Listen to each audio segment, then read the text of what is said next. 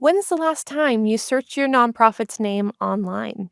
Most of us don't do that very often, but it might surprise you what shows up when you do. Old event listings, outdated contact info, or donation pages you didn't create can still appear in search results. The Nonprofit Podcast, powered by Donorbox. Welcome to the Nonprofit Podcast. I'm Jenna Lynch, Education and Community Engagement Manager here at Donorbox. Each week, we share practical information, clear insights, and inspiration to help you raise more, reach further, and drive real results to take your nonprofit to the next level. Last week, around 1.4 million nonprofits discovered that a third-party fundraising platform had helpfully set up fundraising pages for them without their consent. It wasn't a scam, but it was unexpected, and it upset some folks, and it raised an important reminder for all of us. Your organization's data, like your EIN, name, logo, and mission statement, already lives in many, many public online places. Some of that is helpful. It builds transparency, gives you visibility, but sometimes it means your organization appears online in ways you didn't plan.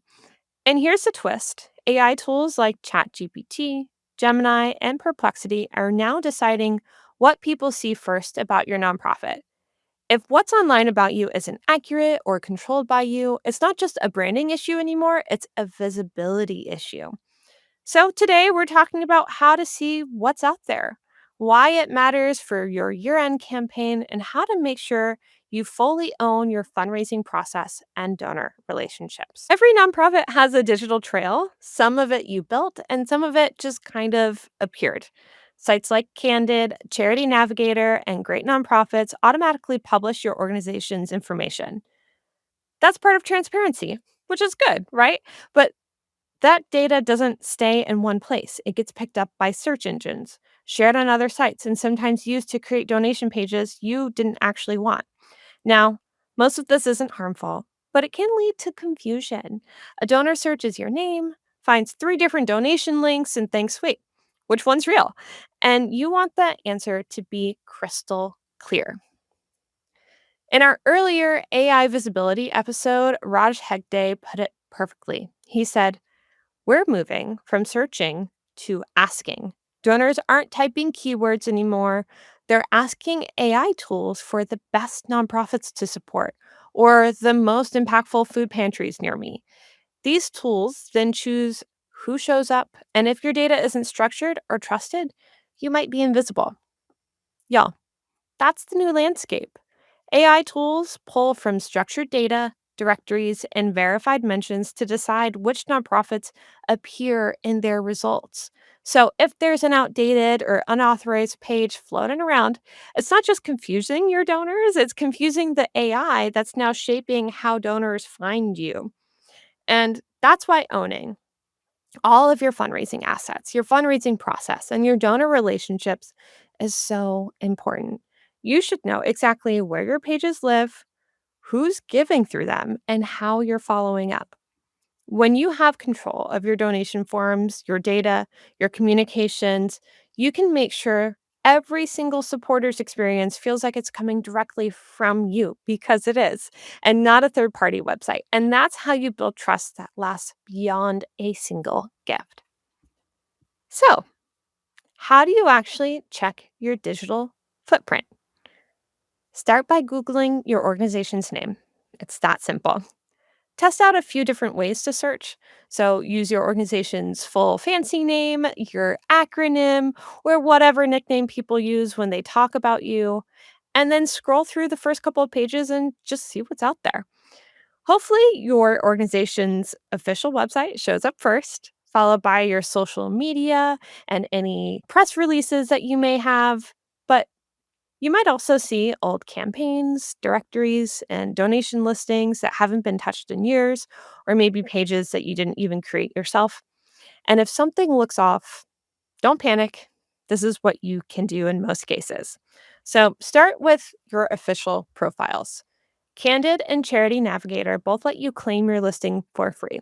And once you do, you can edit your mission statement, update your links, and make sure everything points to your current site.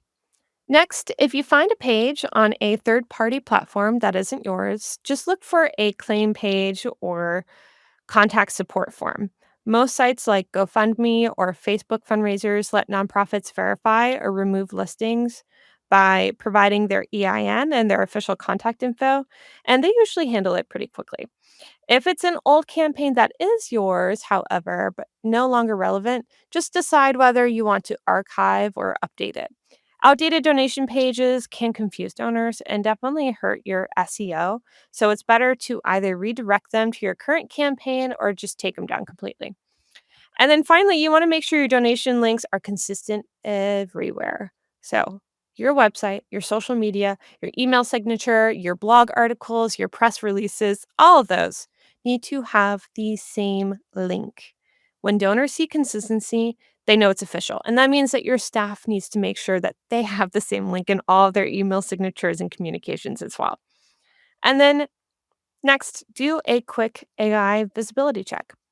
Open ChatGPT, Gemini, or Perplexity and ask, what are the best nonprofits supporting XYZ cause? So that's your cause, and XYZ city. So that's your city.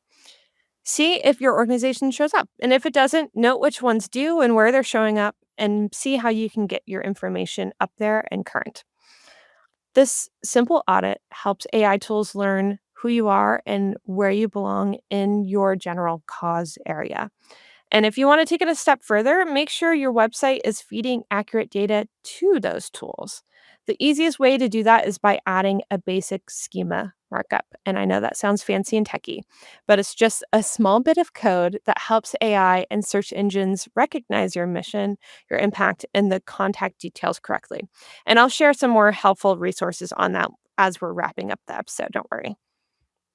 All this being said, why does this matter now? Why do you want to fuss with this as you're gearing up for your year end campaign?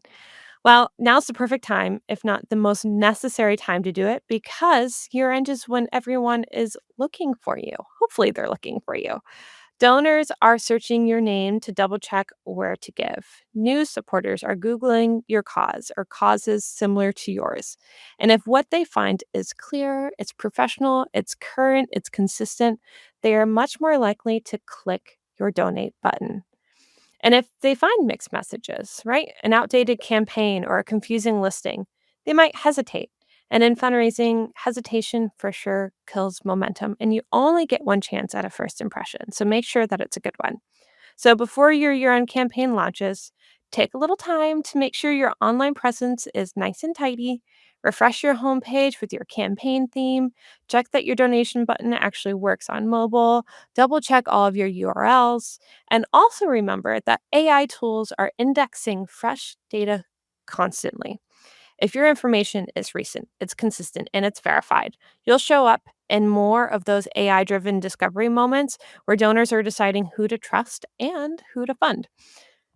This is one of those behind the scenes tasks that nobody talks about, but it can really make a big difference in your results.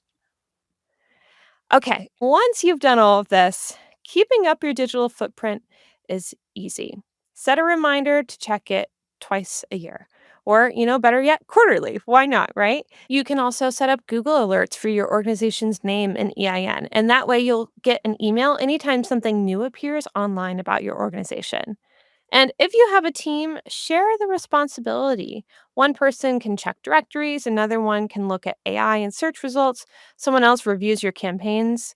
It should not and does not take long, and it keeps your presence consistent and trustworthy across all the platforms and tools, human and AI. Now, you can't control everything that happens online, but you can make sure that the story people find about your organization is accurate and easy to trust.